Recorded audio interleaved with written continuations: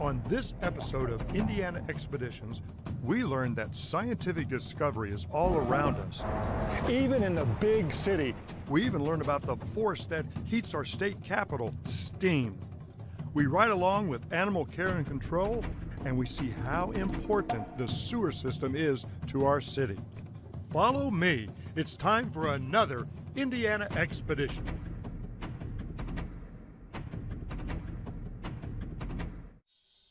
Indiana Expeditions with Rick Crosslin is made possible through the generous support of the Eli Lilly and Company Foundation, dedicated to improving the lives of patients and the communities we serve. The Dr. Laura Hare Charitable Trust, enhancing Indiana's natural environment through preservation and protection of ecologically significant natural areas, and promoting environmental education, stewardship, and awareness. And the Indiana Academy of Science, serving Indiana science since 1885.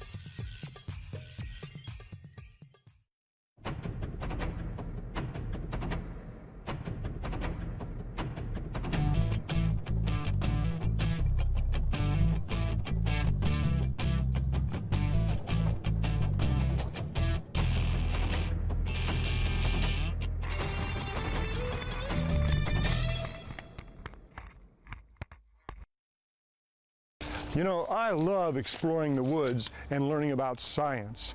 But in this episode of Indiana Expeditions, I'm going to show you another place.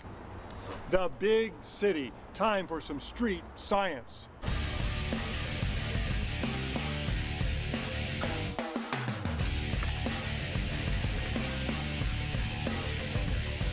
Vacant lots are a great place to investigate the power of nature in the city. Plants have a way of taking over an abandoned area and making use for their life cycle. You come back in a year and there'll be more plants and different varieties. Come back in 10 years and it's the start of a very diverse and robust habitat. In this vacant lot, there's a lot of plants that are taking over, but it doesn't have a lot of value to people. But I know a vacant lot that's being used to benefit you and I. This is what I'm talking about. Using an empty lot and turning it into a place that people can benefit by growing foods. Now that's street science. Good street science. I'm gonna keep well my vegetables, cart off and sell my vegetables. I love you most of all, my favorite vegetable.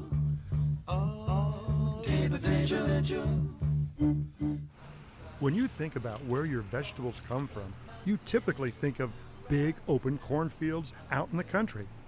However, there are farmers growing all sorts of food right here in the city. When urban farmer Matthew Jose passed vacant lots on the near east side of the city, he didn't see eyesores, he saw opportunities. There's a lot of potential, I would say, that land holds in general, and particularly vacant land within the city. I enjoy cities. I like living in cities. I like spending most of my time in cities, and I like growing vegetables. After Matthew and his team harvest their crops, they distribute them to the community via a CSA, or Community Supported Agriculture. Families can purchase a share of the farm at the beginning of the season. Then once a week, they come and pick up a variety of vegetables grown right in their own community. Big City Farms is not only good for the community, it's good for the environment. I would say that within these specific lots that we use, we're promoting soil health through a variety of means. There are plenty of challenges to growing food in the city, and it can be difficult at times. However, when it comes to urban farming, Matthew says the pros definitely outweigh the cons. Cities aren't necessarily just places for living and working. They can also be places to grow food, to raise animals, to basically engage in all aspects of life and activities that support it. Did you know blacktop, or asphalt, was first invented in Babylon between 625 and 604 BC?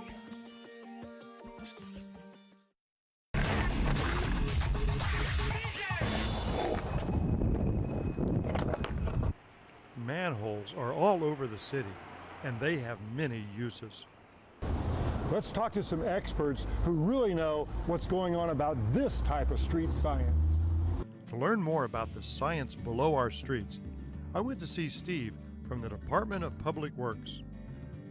All great civilizations lived and died based upon a couple things. One, having adequate roads to get products in and out, and the other most important thing are sewers. Oh. One of the things you may be hearing as you listen to this little interview is a kind of a thumping, a tin noise in the background. What that is the sound of a vehicle going over the top of a manhole. The sewer system carries wastewater away from homes and businesses using pipes.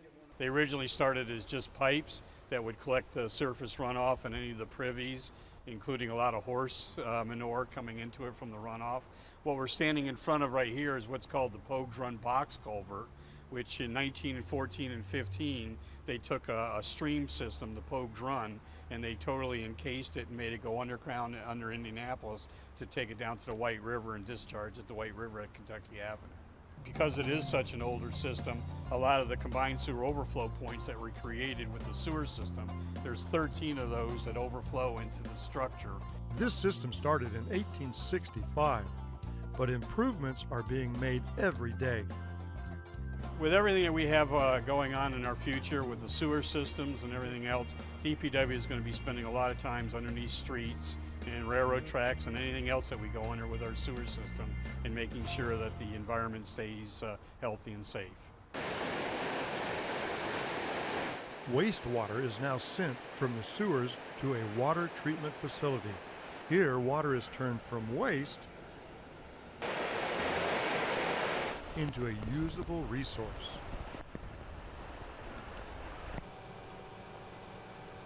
The city works around the clock to maintain this system, and with technological advances, they keep getting better at it. They even have cameras that can be sent down to look inside the sewer pipes. Because ultimately, the only thing that DPW wants down here in the system is waste and water. Trust me, we don't have alligators, we don't have crocodiles, no boa constrictors, and no Ninja Turtles down here. Have you ever wondered why it looks like smoke is coming out of some manholes? Well, it was the question posed to us by a group of students that watch Indiana expeditions. Through a little research, we discovered that it was water vapor from steam that we were seeing, and it's produced by an Indianapolis company called Citizens Thermal. They're the second largest steam network in the country and have a lot to do with keeping downtown Indianapolis running on an everyday basis. We met up with Bob Perdue from Citizens Thermal to explain to us what's going on. We have the cover off to ventilate the manhole. We're in a manhole where there is a trap and an expansion joint. The trap, when you make steam, immediately as you start flow, it starts to condense back to water. So along the way, engineers have decided, they've designed where traps will be installed, and this trap here is designed to, at this location, to get the condensate out of the steam line and into the dry sump. Because you're really interested in moving the steam, not the water. Exactly. Water and steam do not mix. There are over 28 miles of pipes running steam throughout downtown Indianapolis. As the steam moves through these pipes, some of it cools back to visible water vapor. And in the process of separating that from the usable steam, some of the water vapor escapes and can be seen venting from the manhole covers. People, especially children, should be very careful around manhole covers. Avoid walking over them. The vapor can be very hot.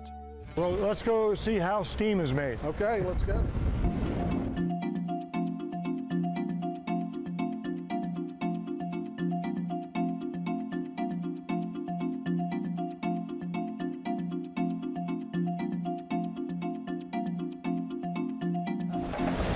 Where we're at right now is we're on the main floor, what we call the firing floor, because this is where the furnace is at, the firebox.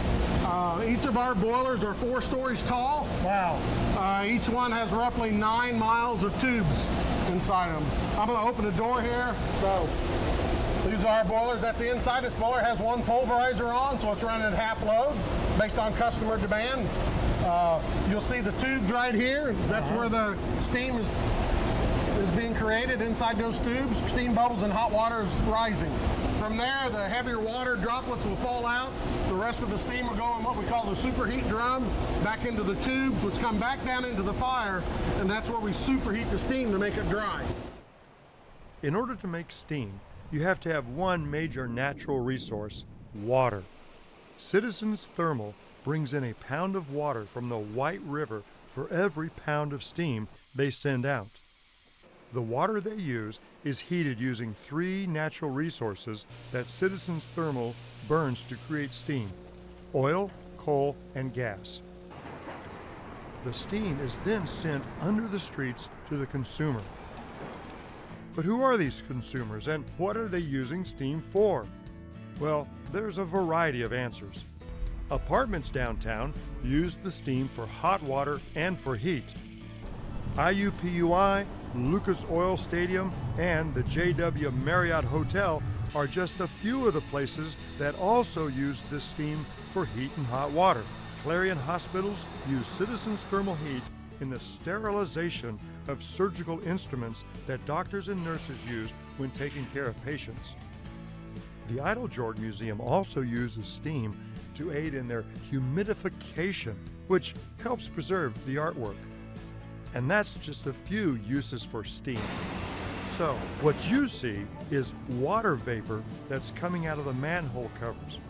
It's just a byproduct of the dry, superheated steam that Citizens Thermal produces to help run downtown Indianapolis. Not only is steam used by people, but it helps operate one of Indianapolis's unique landmarks, the steam clock at the Indiana State Museum.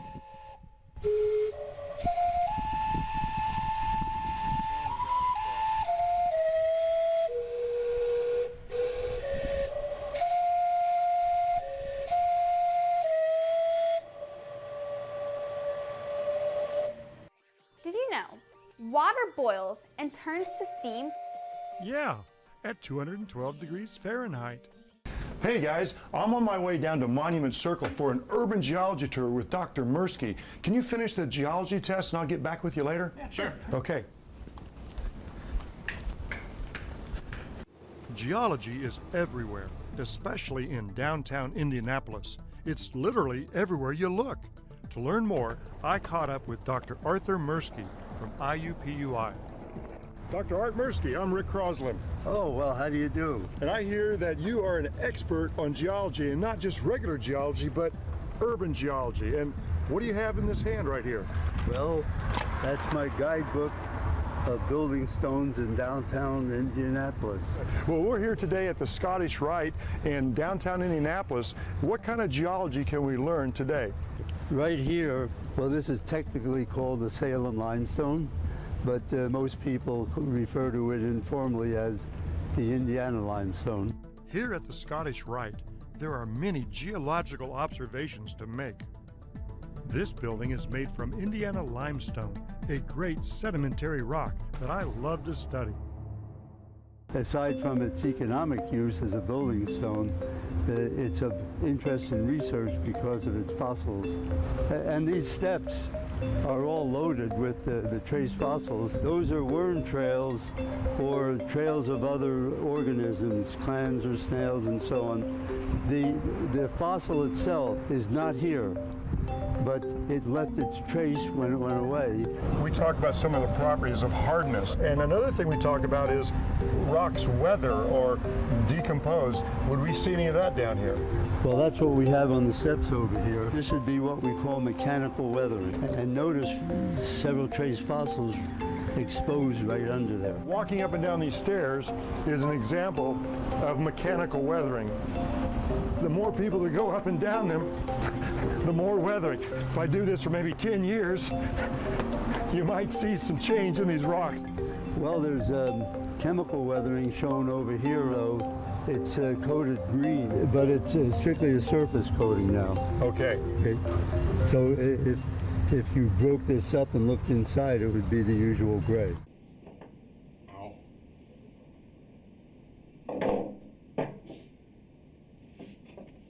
Josh. Rick, lift the camera. Oh, yes, we could do a lot of things with this. We could, make Avatar 2. Oh, we only got like a couple hours, Josh. Oh, sure. Maybe we could make like a rock opera. Rock? Get it? Yeah. That's good. I can't sing, though, but... No. Hey, you know what? We could just make some cool videos about the geology. That's my dream. That would rock. Let's do it!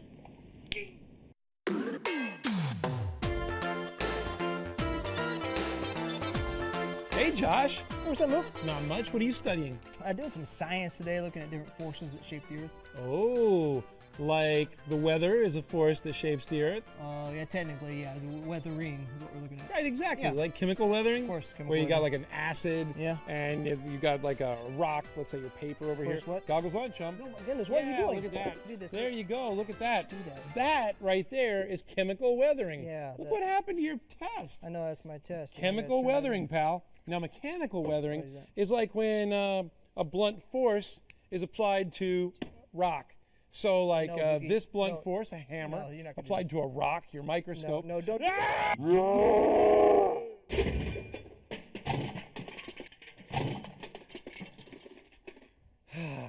Mechanical weathering, my friend. You are welcome. It's my only microscope. You owe me a microscope. Dr. Mursky and I went to the Circle downtown to see more. I sure hope Josh and Mookie are doing okay without me. The Indiana limestone has several different what we call facies. One of these facies is composed of shelly fragments, and you can see the little pieces of shell in there. Dr. Mursky showed me even the most modern buildings are covered with some of the most ancient rocks.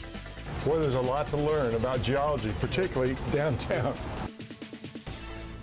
Where can I learn more about geology downtown?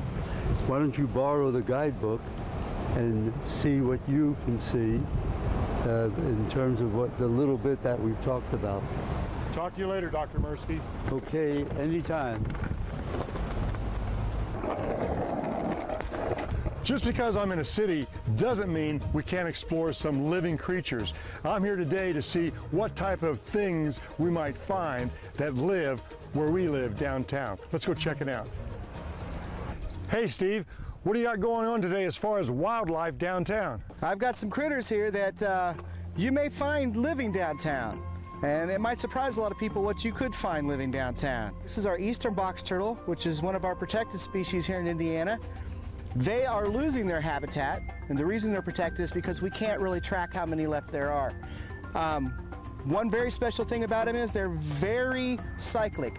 They will travel the same path year after year after year. So if we move their woods and build a house or a building, they're still going to come that direction. So this is why you can easily find them downtown in that setting. What else might you find downtown? Well, also over here we have a wonderful snake, one of our black rat snakes. They love to climb.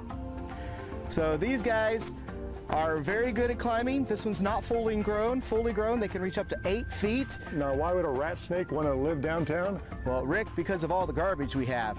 All the rodents that we have that get attracted downtown would attract an animal like this, because this is one of their main sources of their diet. Not only that, but they'll also eat birds and squirrels. Excellent climbers. They can go up the side of a building as quick as they can go up the side of a tree.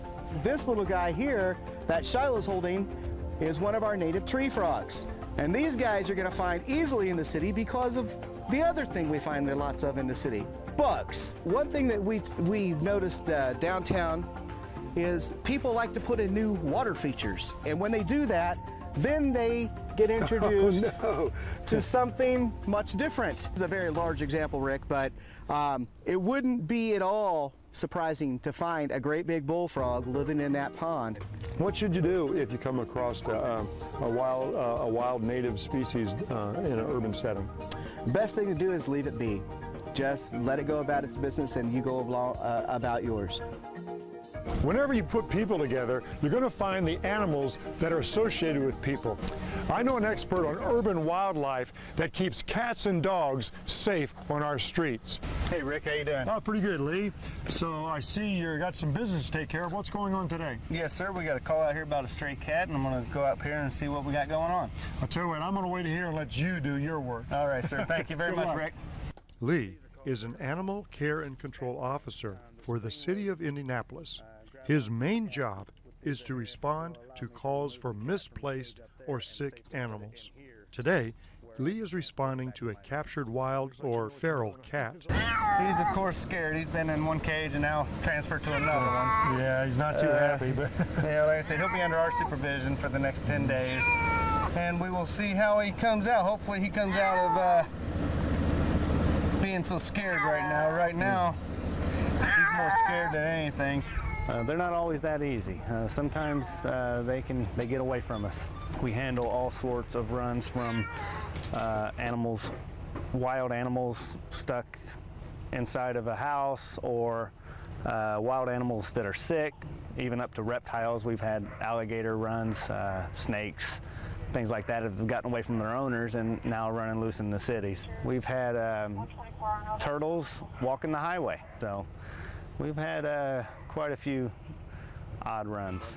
This particular cat right here, if you really want to find out what's going on with it, you should really come down to our shelter at 2600 South Harding and talk to Adam Garrett, who would handle this situation right here. Kids, leave all stray animals to the professionals, because I know street science. the next step is a trip to Animal Care and Control headquarters.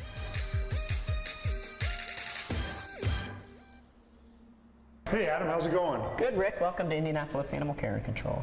I see you have an animal here. That's right. This is one of our feline friends up for adoption. Do you get a lot of animals here? We get about 18,000 every year. 18,000? Well, let's go check out your facility. Okay, come on. I think we're in the right spot. Okay, wow. What's going on in here? These are all cats that we have available for adoption. When an animal is picked up, it is separated from the other animals for a few days while it is tested for disease. Then, the animal is spayed or neutered, vaccinated, and ready to find a new home. I tell you what, this is a cool animal, and I'm glad it's not on the street, and I'm glad it's here waiting for someone to come and find a good home for it. This is a pretty smooth operation. But Adam says it's the volunteers that really make it special. That's pumpkin, this one is cranberry, and that one over there is biscuit. Biscuit.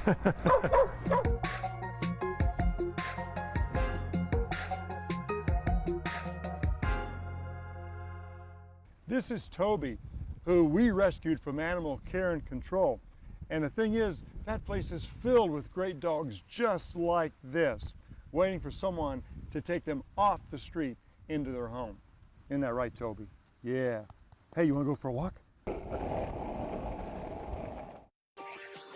Did you know a feral cat is a wild cat? I'm here at Independence Academy, where I know a teacher and some students are searching for wildlife in the city. Let's go check it out. Today, David's class will investigate the school grounds. This is the Independence Academy. This is a school for students in grades 5 through 12 who have high-functioning autism. Science is something they are really into usually. Students with autism have a lot of gifts that are hidden. You can find flowers, weeds, and bees. All right, great.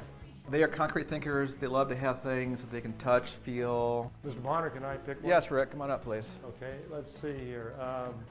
First, the students wrote down what they expected to find. We're going to be exploring life in the city. Peel one off and put it on the map. We might find it. And then put their guesses on the map. Perfect, okay. Have a seat, please. A few students even said like fish and kangaroos, so we'll, see how accurate that was. What is the likelihood of you finding a kangaroo here at Independence Academy? Well, there's a zoo nearby. The odds of one breaking out is not impossible, but it's not likely. Okay, Ben, your turn. Kangaroos. Nowhere, right? Be on the internet. Oh, perfect.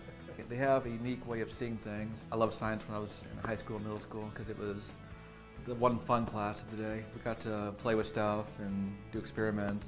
When we were done making our guesses and had placed them all somewhere on the campus map, we went on a discovery walk to see what we could find, and we found all sorts of life and even more evidence of things we hadn't thought of. What's made these holes right here, do you think? Termites. I think most of my students love science. I try to make my class as hands-on, as inquiry-based as possible because that's what science is. But there is honeysuckle. I know a way to find out. How do you know? By what smell? Any one of my students could turn out to be the next Newton or the next Einstein. You just never know, and that's where the thrill is of this job. Well, they've discovered a lot today, and I've discovered here at Independence Academy that science is for everyone, everywhere, even if your science lab is an alley. Science is for everyone! On this episode, we've investigated a lot of street science, but now it's time for me to apply what I've learned. I'm Rick Crosslin. Join me on the next episode of Indiana Expeditions.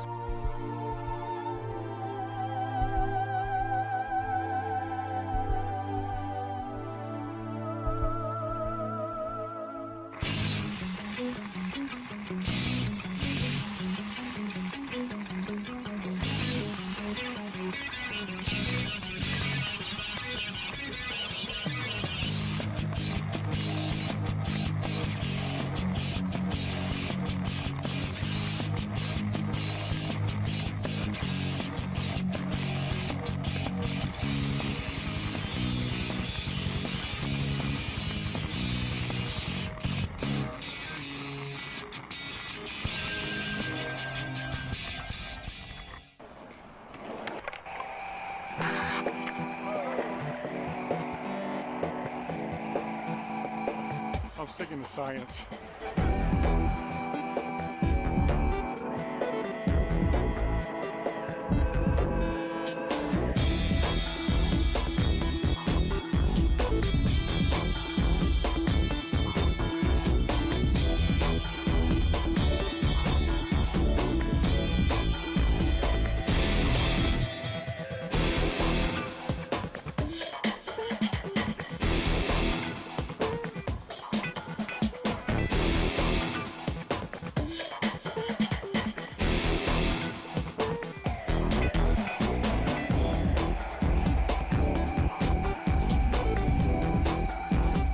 For more information, extra content, and lesson plans, visit IndianaExpeditions.org.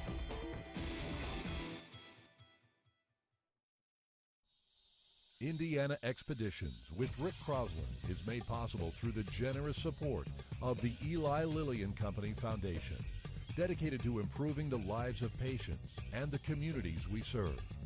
The Dr. Laura Hare Charitable Trust, enhancing Indiana's natural environment through preservation and protection of ecologically significant natural areas, and promoting environmental education, stewardship, and awareness. And the Indiana Academy of Science, serving Indiana science since 1885.